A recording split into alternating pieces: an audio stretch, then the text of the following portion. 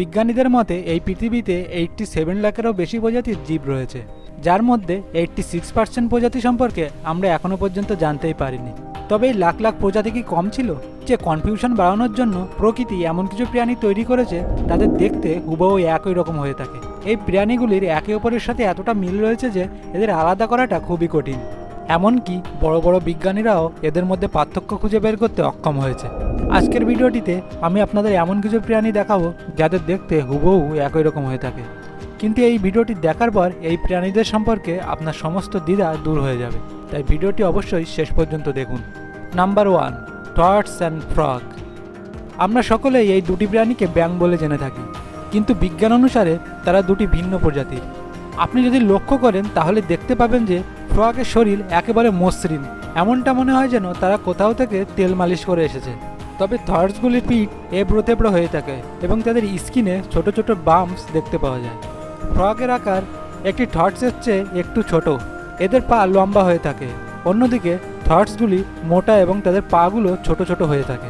যদি আমরা চোখের কথা বলি তাহলে ফ্রগের চোখগুলি অনেক বড় এবং অনেকটা বাইরের দিকে বের করা থাকে, তবে থর্সের চোখ অনেকটা ছোট হয়ে থাকে, এমনটা মনে হয় কেউ তাদের চোখ জোর করে ভেতরে ঢুকিয়ে দিয়েছে। এখন আপনি কখনোই তাদেরকে চিনতে ভুল করবেন না। Number 2, rabbit and hats. যদিও আমরা এই দুটি প্রাণীকেই খরগোশ বলে থাকি, কিন্তু এই দুটি প্রাণীর মধ্যেও অনেক পার্থক্য রয়েছে। যদিও ওদের দেখতে একই রকম মনে হচ্ছে, কিন্তু এরা দুটো আলাদা প্রজাতি। হ্যাটসের আকার র্যাবিটের থেকে কিছুটা বড় হয় এবং এদের দৌড়ানোর গতিও র্যাবিটের থেকে দ্রুত হয়। আপনি তাদের কান দেখে সহজেই তাদের পার্থক্য বুঝতে পারবেন। হ্যাটসের কান র্যাবিটের থেকে বড় এবং উঁচু হয়ে থাকে এবং এদের পাগুলো র্যাবিটের থেকে অনেক বড়। এছাড়াও হ্যাটসের গায়ে কালো দাগ দেখতে পাওয়া যায়। অন্যদিকে র্যাবিটের শরীর কোনো কালো দাগ ছাড়াই মসৃণ হয়ে থাকে। শিকারী জানোয়ার থেকে বাঁচার জন্য হ্যাটস দৌড়ে তাদের প্রাণ বাঁচানোর চেষ্টা করে, কিন্তু অন্যদিকে টর্টয়েস লুকিয়ে থেকে শিকারীর হাত থেকে বাঁচার চেষ্টা করে। এখন আপনি এই দুটি প্রাণীকে নিয়ে আর কখনোই কনফিউজড হবেন না। নম্বর 3, অর্কাস এবং ডলফিন। এখন চলুন সমুদ্রের নিচে থেকে ঘুরে আসা যাক।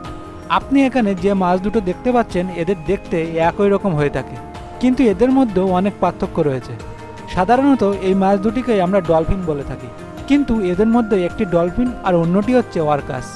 আসলে ডলফিনের ঠোঁট বেশি সূক্ষ্ম এবং লম্বা হয়ে থাকে, এদের দাঁত অনেক তীক্ষ্ণ এবং শক্তিশালী হয়ে থাকে। অন্যদিকে অর্কাস ডলফিনের থেকে কিছুটা বড় হয়ে থাকে। এই অর্কাসকে কিলার হোয়েলও বলা হয়ে থাকে। এরা এভাবে লাফিয়ে লাফিয়ে ডলফিনকে মেরে থাকে, কিন্তু আপনি জেনে অবাক হবেন যে ডলফিন এবং অর্কাস উভয় একই পরিবারে অন্তর্ভুক্ত। অর্কাস হলো সবথেকে বড় প্রজাতি, কিন্তু তারপরেও কেন এটি লাফিয়ে লাফিয়ে নিজের প্রজাতির মাছকে এভাবে মেরে ফেলে? যখনই কোনো একা ডলফিনকে দেখতে পায় তখন পুরো অর্কাসের দল বিনোদনের জন্য ভলিবলের মতো লাফিয়ে আঘাত করে এবং ডলফিন মারা যাওয়ার পর পুরো অর্কাসের দল এটিকে খেয়ে ফেলে। Number 4, turtle and tortoise. আমরা এই দুটি প্রজাতিকেও একই নামে জেনে থাকি, কিন্তু বিশ্বাস করুন এই সরীসৃপ দুটোই আলাদা। তাদের মধ্যে সম্পূর্ণ পার্থক্য নির্ভর করে তাদের বসবাসের উপরে, অর্থাৎ তারা যে পরিবেশে থাকে সেই অনুযায়ী তাদের শরীরে পরিবর্তন এসেছে। টার্টল সাধারণত সমুদ্রে বাস করে এবং যে কারণে তাদের পায়ে এক ধরনের জাল থাকে যা তাদের সাঁতার কাটতে সাহায্য করে, আর এদের খোলসও অনেক হালকা এবং সমান হয়ে থাকে। অন্যদিকে টর্টয়েস মাটিতে থাকতে পছন্দ করে, যাদের পা খুব শক্ত হয়ে থাকে, যার কারণে এবড়ো কেবড়ো মাটিতে হাঁটতে এবং মাটি খুঁড়তে এদের খুবই সুবিধা হয়। একটি টর্টয়েস টার্টলের তুলনায় অনেক বেশি ভারী হয়ে থাকে।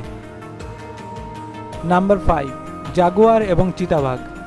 এই দুটি প্রাণীকে দেখে আমরা অনেকেই কনফিউজড হয়ে যাই, কিন্তু এই ভিডিওটি দেখার পর আপনি এই দুটি প্রাণীকে নিয়ে আর কখনোই কনফিউজড হবেন না। চিতাবাঘ এশিয়া এবং আফ্রিকার বনে দেখতে পাওয়া যায়, অন্যদিকে জাগুয়াররা বাস করে দক্ষিণ আমেরিকার অ্যামাজন রেইন ফরেস্টে, তাই তাদের উভয়কে একসাথে দেখা প্রায় অসম্ভব। জাগুয়ারের বডি প্যাটার্ন চিতাবাঘের থেকে কিছুটা বড় হয়ে থাকে। জাগুয়ারের গায়ে যে কালো সার্কেলগুলো দেখতে পাওয়া যায় এটা অনেক অনেক দূরে হয়ে থাকে, আর এই সার্কেলগুলোর ভেতর কালো ডট দেখতে পাওয়া যায়। আর অন্যদিকে চিতাবাঘের কালো সার্কেলগুলো পাশাপাশি হয়ে থাকে, আর এদের সার্কেলের ভিতরে ডট দেখতে পাওয়া যায় না। আশা করছি আপনি এখন এই দুটি প্রাণীকে নিয়ে আর কখনো কনফিউজড হবেন না। আজকের ভিডিওটি এই পর্যন্তই। আশা করছি ভিডিওটি আপনাদের ভালো লেগেছে এবং আপনাদের অনেক কনফিউশনও দূর হয়েছে। আপনি যদি প্রাণীদের সম্পর্কিত এরকম আরও ভিডিও দেখতে চান তাহলে আমাদের চ্যানেলটি সাবস্ক্রাইব করে পাশের নোটিফিকেশন বেলটি অন করে রাখুন আমাদের পরবর্তী ভিডিওর আপডেট সবার প্রথমে পাওয়ার জন্য।